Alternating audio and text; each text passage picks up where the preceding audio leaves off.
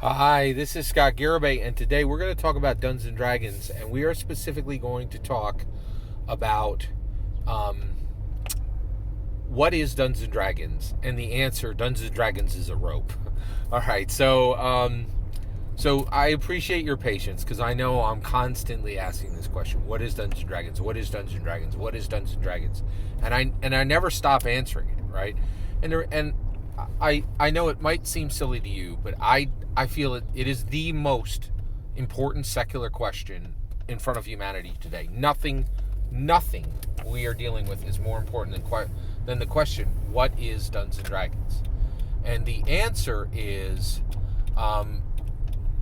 so to explain why I continually go down this road, and I'm continually asking more and more, what is Dungeons and Dragons? What is Dungeons and Dragons? Is the answer is specifically, it's like asking what is television, right? And then somebody would come back to you and say, well, it's an electronic form of casting images to millions of electronic receptacles that is viewed by humans. But once you get there, that seems like a simple answer. It's not even remotely answer. One, just so you're aware, animals watch television now. I don't know if you know this. There are literally channels for animals. What does that mean? What is that fundamentally changes what the function of television is, right? In addition to that, what is scripted television? What is reality television? And once you answer what is reality television, you're telling somebody reality television is called reality television, but nothing more. But there's reality television is probably more scripted than actually scripted television, right? And it is called reality television, and the reality is there's probably nothing less real on the planet Earth than reality television, right? So it is this massively deep question, right? So what is Dungeons and Dragons, right? So we've discussed, and every answer I've given before this is correct, and Dungeons and Dragons is a rope is correct. Dungeons and Dragons is a rope. I want to talk about considering Dungeons and Dragons as a rope. A rope to what? A rope for what, right? Well, okay.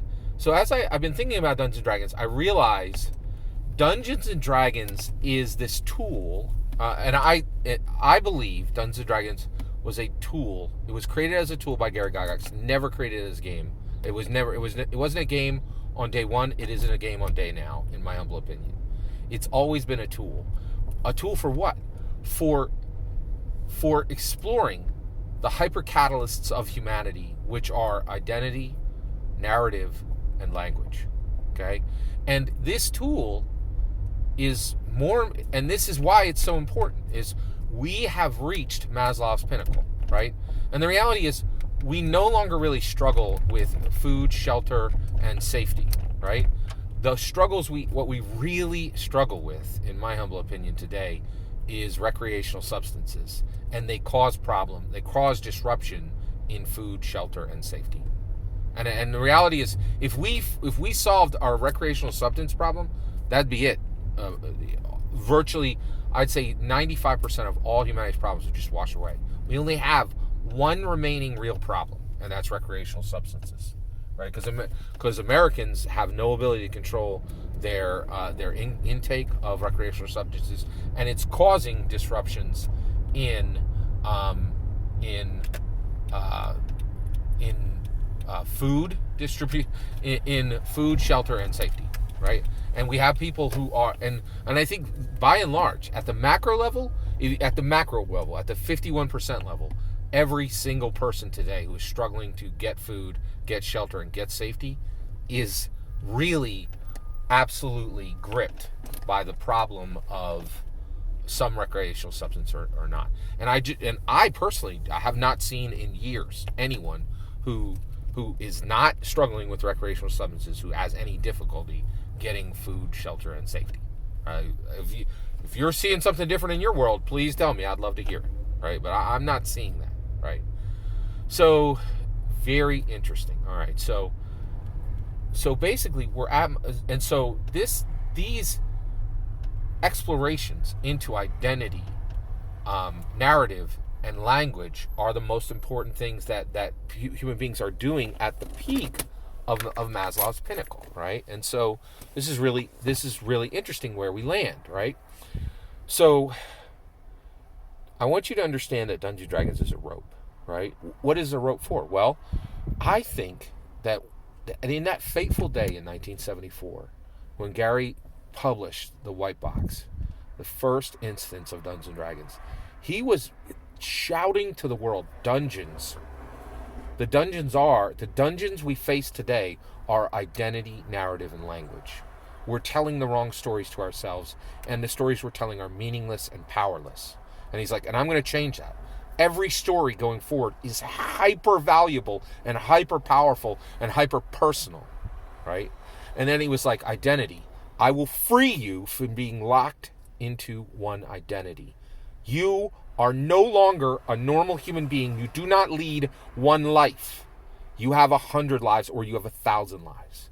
You have 1,000 mouths, 1,000 hearts. You have 1,000 sets of memory. You have 1,000 sets of sensation. You have 1,000 sets of promises. You have 1,000, it's incredible, right? And then last, and we haven't fully explored this, and I'm building you the bridge to understand this concept. He's like, you don't speak normal human languages anymore, and I'm convinced that dungeon masters have their own language, and that engaged Dungeons & Dragons players have their own language. And there's additional languages connected to Dungeons & Dragons as well. It's a future topic I'm building toward. Thanks for your patience.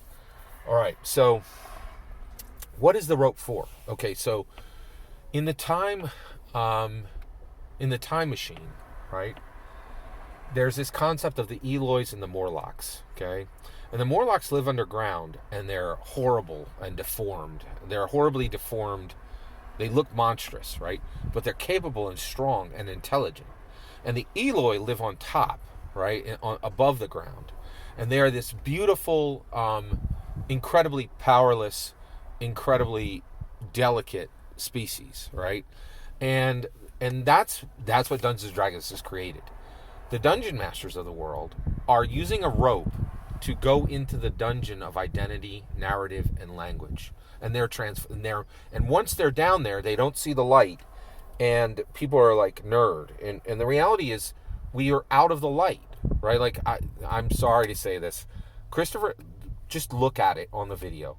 Christopher Perkins and Jeremy Crawford look like vampires in the 2023 spring D&D Direct. Like, they look like the sun, like if the sun touched their skin, both of them, like that they would burn to ash, right? Like, it was just, and it's because they're literally sages. They're like investing their lives into creating the best Dungeons & Dragons experience for everybody on this planet. And I literally don't think they see the sun. I don't think either one has been to the beach in 20 years, right? Like, and they're just incredibly dedicated to this. And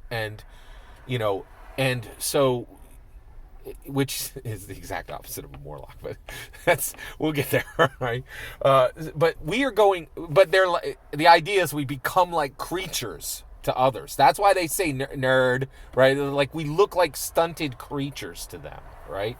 And I struggle with this. I recently had a channel who said Scott Garibay is an animal, right? Like, and went on at length and discussed me as an animal, not as a human, right? Like, because people are like, oh, you're a Morlock, right? Like, you've spent so much time below the ground exploring identity, narrative, and language that you don't function like an Eloi, like me.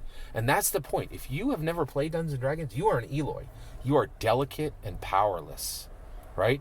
And if you have used Dungeons & Dragons, the rope of Dungeons & Dragons, to delve into, into identity, into narrative, into the deepest depths, and exploring things that most people just don't even have any concept of, right? Like, literally, I really believe we Dungeon Masters and Dungeons & Dragons players speak languages that aren't spoken outside of Dungeons & Dragons, right?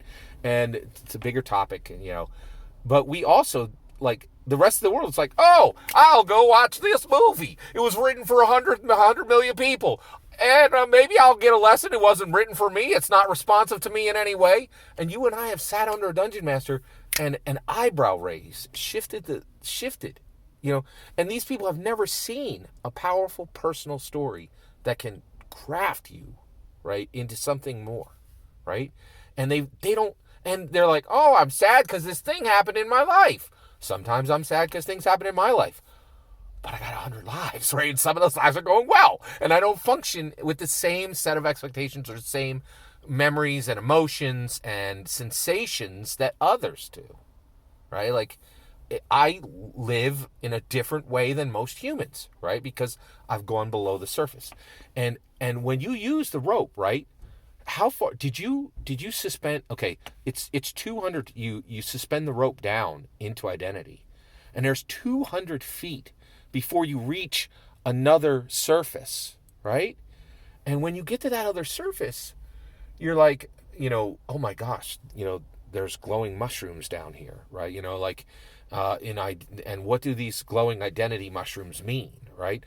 But did you reach the 200, or were you just suspended, hanging, right, and swinging 100 feet above the first surface? Or have you actually let go of the rope and walked 50 feet away from the rope on the second surface? Or did you go to the second surface, right, and then you pulled the rope down below you and went to another 300 feet down in a second chasm, right?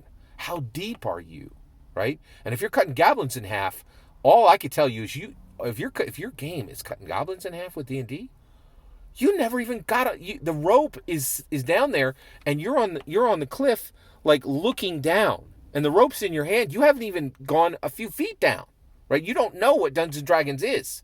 And this is what I keep telling you, people. You don't know what Dungeons and Dragons is. You have not done what Joe Manganiello told us we can do.